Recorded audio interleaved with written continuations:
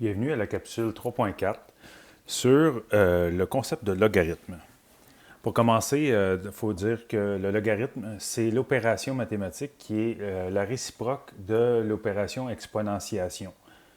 Alors, on a une équivalence entre les deux qu'on appelle l'équivalence fondamentale, qui est super importante d'expliquer, puis super importante de pouvoir d'appliquer très souvent. Donc, en premier lieu, si on a une expression exponentielle, ce qu'on a à gauche, un rappel, qu'on a le nombre ici il est appelé la base. L'exposant, c'est l'exposant, c'est clair. Et ici, on appelle la puissance. Ça fait qu'on dirait ici, dans ce cas, que m est la nème puissance de c. Dans le cas d'un logarithme, c'est équivalent. Le logarithme, c'est un exposant. Donc, logarithme, l'exposant devient le logarithme, c'est bel et bien le même nombre. Et la base reste la base. Donc, c'est la base du logarithme. Et la puissance, ça devient l'argument de notre logarithme. Alors, tout ça est bien abstrait, tant et si longtemps qu'on ne voit pas un exemple concret. Allons-y, commençons avec quelque chose de relativement simple. Alors, 3 à la 4 égale 81. Ainsi, on pourrait dire que le logarithme en base 3 de 81 égale à 4. Donc, quel est l'exposant? Dans le fond, il faut le penser comme ça. Quel est l'exposant que nécessite 3 pour donner 81? Donc, c'est comme ça qu'il faut le voir. Bien sûr que quand c'est des nombres qu'on connaît, ça va assez bien. Ça, c'est mon premier exemple. Alors, allons-y avec un deuxième. Alors, on pourrait dire 2 exposant 4, 2 exposant 5 égale 32. Alors, 32 est la cinquième puissance de 2, ce qui revient à dire que le logarithme en base 2 de 32 donne 5. Donc, le logarithme est un exposant. Bien important de le saisir. Alors, on pourrait demander, bon, c'est bon, là, on a vu l'équivalence comme ça. On pourrait avoir plusieurs exemples, ce qui revient toujours un peu au même. Et on pourrait se demander, d'accord, mais maintenant, comment est-ce qu'on pourrait faire si on voulait avoir le logarithme en base, disons, 4 de 64? Il faut se poser comme question. Donc, je vous le dis, la base égale la base. On l'a écrit là-bas. Donc, on se pose comme question, 4, donc log en base 4 de 64 égale à quoi? Donc, 4 exposant quoi donnerait 64? C'est ça notre question. Alors, ça serait 4 à la 3. Alors, voilà, on aurait donc le logarithme en base 64 donne 3 parce que 4 exposant 3 donne 64. Bon, la vraie utilité des logarithmes, c'est que c'est une opération qui transforme en addition des multiplications et en soustraction des divisions. Donc, ça a été pour cette raison-là que ça a été inventé. Et depuis ce temps-là, on a trouvé beaucoup d'applications à ça. Donc, à la base, c'était pour simplifier de très, très grands calculs. Et maintenant, on s'en aperçoit, on s'en sert comme opération, donc opération inverse, réciproque de la fonction exponentielle. Ça nous permet de résoudre des équations exponentielles. Notamment lorsque on veut découvrir avec précision le moment qu'un phénomène va se passer, un phénomène exponentiel, un moment précis qui va se passer. Vous en avez fait récemment. Donc, on avait une situation sur la radioactivité où on désirait connaître à quel moment exactement on avait telle masse. Bon, là, quand tous les nombres fonctionnent parfaitement et on n'a pas besoin tellement du logarithme, c'est utile, mais ce n'est pas sa vraie utilité. Là où les logarithmes prennent tout leur sens, c'est lorsque on a une expression utilisant une base et une puissance qui ne sont pas... La puissance n'est pas une multiple de la base. Par exemple, on pourrait avoir 3 exposant x qui donne le nombre 610. Alors, si je veux trouver ça, on pourrait y aller avec des puissances de 3 et je pourrais m'approcher de 610, mais je n'atteindrai pas 610 exactement. Par exemple, si je prends 3 exposant 5, ça donne 243, alors que 3 exposant 6 donne 729. Alors, on s'entend que l'exposant, c'est un nombre entre 5 et 6. Mais quel exactement? On pourrait y aller avec essai-erreur et s'approcher de plus en plus. la méthode dans encadrement successif, mais le logarithme, il sert à ça. Alors, ce qu'on peut faire dès lors, c'est remplacer ça donc par l'équivalence fondamentale, exponentiation et logarithme, dire que le logarithme en base 3 de 610 égale l'exposant que nous cherchons. Tout ce qui nous reste à savoir maintenant, c'est comment on calcule un logarithme quand ça n'arrive pas juste. Alors, j'ai affiché à l'écran un modèle de calculatrice, donc peu importe lequel, et la touche logarithme, c'est celle-ci, donc celle qu'on voit à cet endroit. Alors, ce modèle-là, comme beaucoup de modèles, ne propose pas les logarithmes avec des bases. Alors, on va zoomer ça, histoire de mieux regarder ce dont on parle. Alors, lorsqu'on regarde, on voit la touche log, mais on ne voit pas la base comme nous on a besoin. On a besoin d'une base 3. Il n'y a pas ça. Des fois, donc il arrive, selon les modèles de calculatrice, qu'on le retrouve, on le retrouve plus haut, comme le prochain modèle montré. Dans cette calculatrice, par exemple, alors on s'aperçoit que si on regarde ici en haut, on a donc la fonction, on a le logarithme et aussi on a un logarithme différent. Donc on va voir qu'il y a une base. Alors on voit ici logarithme en base de quelque chose. Donc c'est sûr que si on clique là-dessus, on va pouvoir accéder directement à notre logarithme avec notre base. Peu importe quelle calculatrice on a, c'est ça la bonne nouvelle, on est capable de calculer ça. Alors, je vous montre comment faire avec les deux. Bon, bien sûr, celle-là, celle dont on vient de parler, et c'est direct. Alors, il suffirait de cliquer sur ça, puis on verrait s'afficher à l'écran l'indice, donc la base, et l'argument. Quand on prend une calculatrice ordinaire, voici comment on procède. On procède avec une propriété qu'on n'a pas encore démontrée, je démontrerai plus tard, qui est celle-ci. On l'appelle la propriété du changement de base. Si je veux faire un logarithme en base n de m, ça va être égal au logarithme en base n'importe quoi d'autre, appelons-la c, de m, donc l'argument qu'on retrouve en haut, divisé par le logarithme de la même base, donc la nouvelle base c'est c, de n qui est l'ancienne base. Alors c'est sûr que ça va nous prendre un exemple pour être capable de comprendre ce que c'est, puis plus tard on va voir pourquoi elle fonctionne, avec une démonstration. Alors nous, on veut faire le logarithme en base 3 de 610 avec une calculatrice de type normal, donc celle-ci, donc où il y a seulement la fonction log. Donc par défaut, quand c'est juste log, ça veut dire un log en base 10, le logarithme décimal. Donc, alors nous, ce qu'on va faire, c'est le logarithme ordinaire, donc cette touche-ci qu'on voit là, donc logarithme décimal. Donc on va prendre le logarithme en base 10, donc on ne sera pas obligé de l'écrire, de 610, qui est mon nombre en haut, sur le logarithme décimal encore, de 3, qui est ma base d'en bas. Et donc là, je vous le dis, c'est sous-entendu. Sous-entendu que quand on écrit log, c'est comme si ça voulait dire base 10, par défaut. Et comme c'est la même base en haut et en bas, on vient de changer la base. On a passé d'une base 3 à une base 10.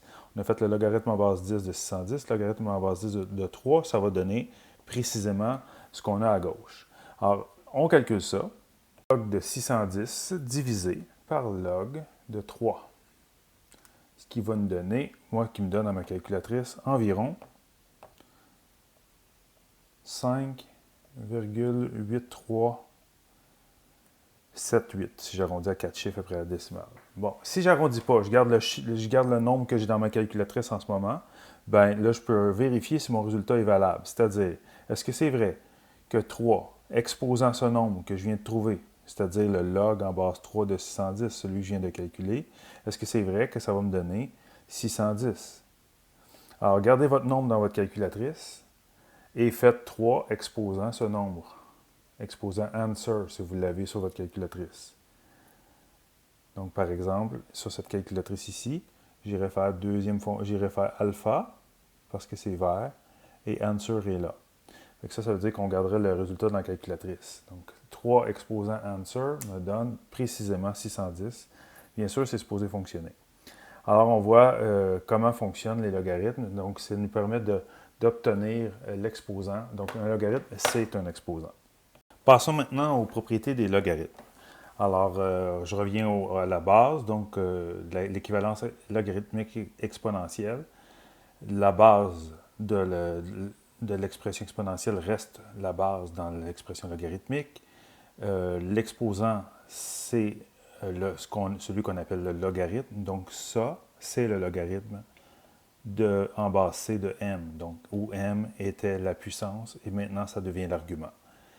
Première propriété des logarithmes, c'est justement de mentionner que c'est ce qu'on appelle la propriété fondamentale. Le logarithme est un exposant. Alors, le logarithme est l'exposant qu'il faut attribuer à la base pour obtenir m.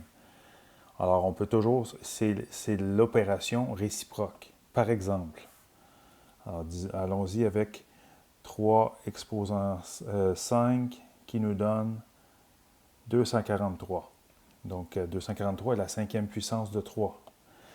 Bon, c'est sûr que ça, c'est équivalent à dire que le logarithme en base 3 de 243 donne 5. Donc, 5, c'est l'exposant. Bon, maintenant, que dit la propriété? C'est-à-dire, ça dit que si je prenais 3 exposants, le log en base 3 de 243 va donner 243. C'est ce qu'on veut voir. Donc, on vient de voir que le log en base 3 de 243, ça nous donne 5. C'est ce qu'on voit à droite ici. Alors, on substitue, ça donne bien 3 à la 5.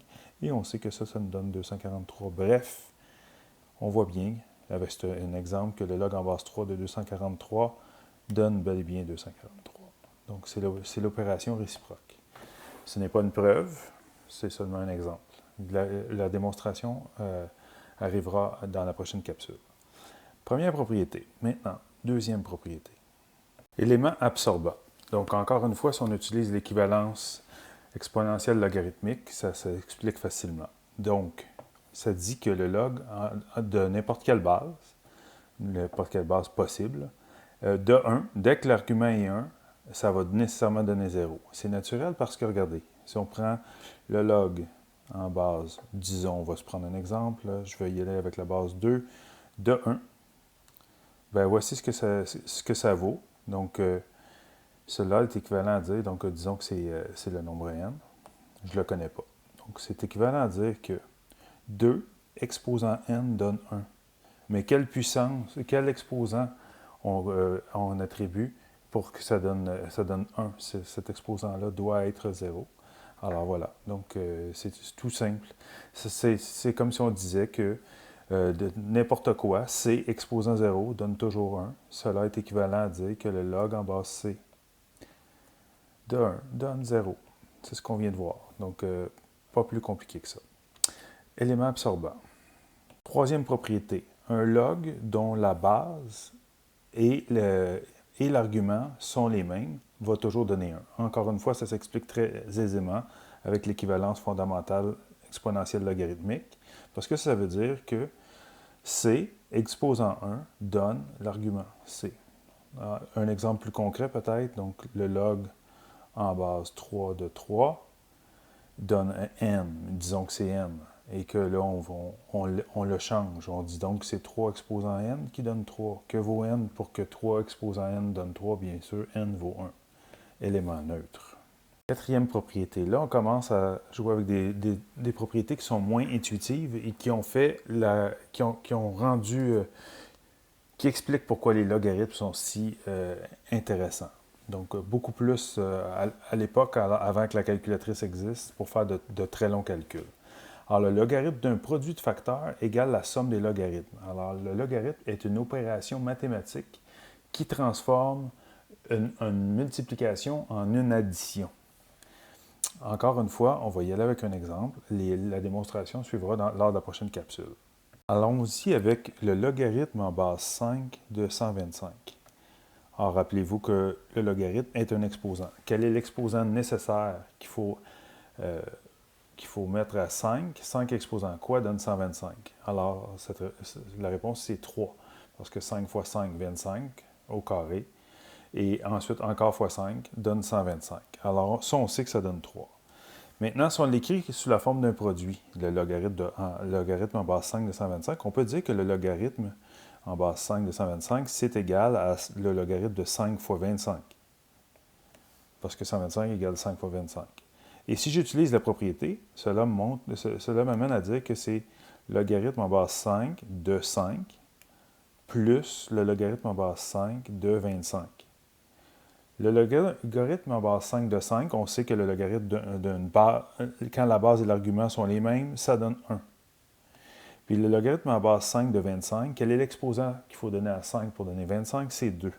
Oui, on s'aperçoit bel et bien qu'en effet, le logarithme en base 5 de 125 est égal à la somme des deux logarithmes dont c'est le produit. Donc 3 égale 1 plus 2. C'est un exemple. Donc, et ça fonctionne bien sûr tout le temps, tant qu'on respecte les contraintes sur les arguments des logarithmes. La propriété, c'est la propriété cousine de celle-là, ça sera le logarithme d'un quotient. Le logarithme d'un quotient de facteurs égale la différence des logarithmes de chacun des facteurs. C'est normal, c'est l'opération inverse de la multiplication, alors c'est l'opposé plutôt. Ça fait exactement ce qu'on s'attend. Alors, je vais y aller avec un exemple. Toujours un exemple qui est intuitif, dont on connaît la réponse. C'est sûr que la vraie utilité de ces propriétés-là, c'est de travailler avec des cas qui ne se calculent pas facilement. Mais ça, on a notre calculatrice pour faire ça. On va juste voir d'abord que les propriétés fonctionnent. Donc, si on prend le logarithme en base 3 de 27, on sait que la réponse, ça donnera 3, parce que ça prend 3 exposant 3 pour donner 27. Maintenant, si j'écris 27 d'une autre façon, je vais écrire, donc ceci est équivalent à dire que c'est le logarithme en base 3 de 81 divisé par 3, parce qu'on sait que 81 divisé par 3, ça donne 27. Alors, je vais utiliser la propriété. Ça dit que le logarithme d'un quotient est égal à la différence des logarithmes. Le logarithme en base 3 de 81 moins le logarithme en base 3 de 3. Si je fais le logarithme en base 3 de 81, quel est l'exposant qu'il faut attribuer à 3 pour donner 81?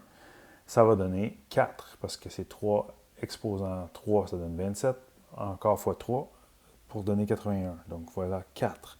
On sait que le logarithme en base 3 de 3 va donner 1, parce que 3 exposant 1 donne 3, ce qui va nous donner 3. Et c'est exactement ce à quoi on s'attendait ici. Donc 3, bien sûr, donne 3, qui donne 4 moins 1, ainsi de suite.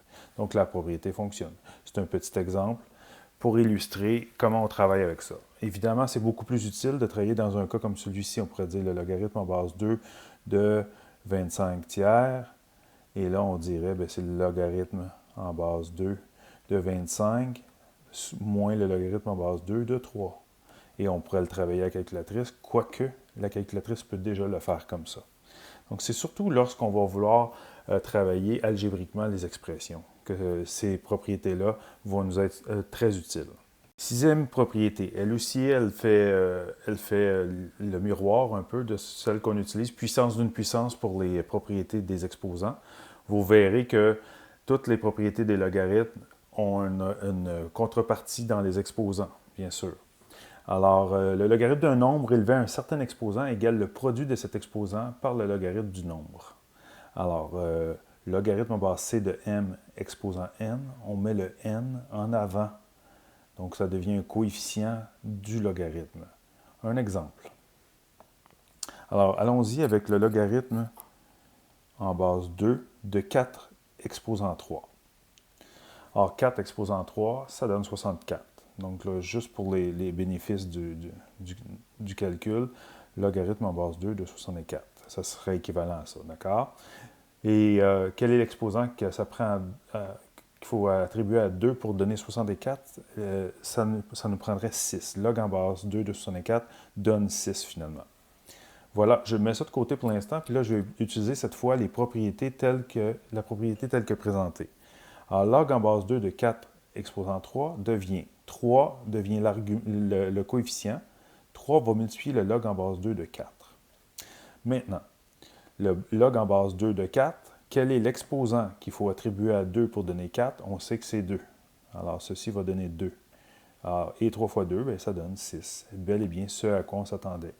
Alors, encore une fois, une propriété très, très, très utile. Et elle, on va voir qu'elle sert là où la calculatrice ne peut plus servir. Lorsqu'on veut calculer des très, très, très grands nombres, la calculatrice, on arrive à la limite de sa mémoire de calcul, de sa mémoire de traitement.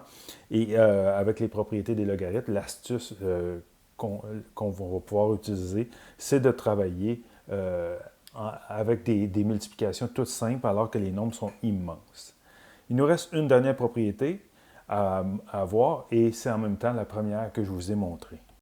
La loi du changement de base. Donc, on peut changer la base pourvu que, comme on a vu tout à l'heure, pourvu que, bel et bien, donc les deux logarithmes qu'on va utiliser en quotient ont la même base en haut et en bas, au numérateur et au dénominateur. Et là, on voit que la base qui est ici, donc la base de l'ancien logarithme, devient l'argument en bas. L'argument en haut reste l'argument. Donc, on l'utilise la plupart du temps pour faire un changement de base en utilisant la calculatrice, donc pouvoir utiliser le logarithme décimal. Mais on peut faire n'importe quel changement de base, comme je vais vous montrer à l'instant. Alors, pour ça, il a fallu que je travaille un petit peu pour aller trouver une base qu'on peut changer et qui est facile à calculer. Donc, on comprend bien l'impact tout de suite. Alors, mais en même temps, ça nous sautait aux yeux. On vient de voir l'exemple. Alors, si je prenais le logarithme en base 4 de 64, alors 4 exposant 3 va donner 64, donc on sait que le résultat de ça, c'est 3. Je vais le mettre de côté ici en bas. Si j'utilise la propriété du changement de base et que je veuille, par exemple, le mettre en base 2, je vais dire que c'est le logarithme en base 2 de 64, donc bien important, l'argument reste l'argument du haut. Sur le logarithme en base 2, bien sûr, la base doit être répétée pour que la propriété fonctionne. On répète la base. Et cette fois-ci, la base de l'ancien logarithme devient l'argument au dénominateur.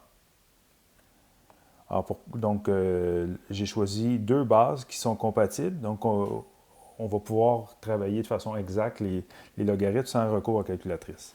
Donc, le log en base 2 de 64, l'exposant qu'il faut attribuer à 2 pour donner 64, c'est 6. Alors, en haut, ça donne 6. En bas, le log en base 2 de 4, ça donne 2, parce que 2 exposant 2 donne 4.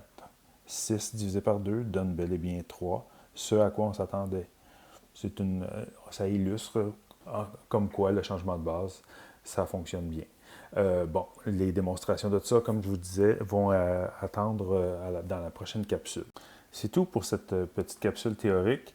J'espère que les logarithmes, vous les comprenez bien. Il faut retenir la propriété fondamentale, que le logarithme est un exposant, c'est ça qui est le plus important, et l'équivalence fondamentale entre une exponentiation et un logarithme. Et à part ça, bien, ça nécessite de la pratique. Donc, je vous invite à aller pratiquer avant qu'on voit les démonstrations de toutes ces propriétés-là dans la capsule 3.5.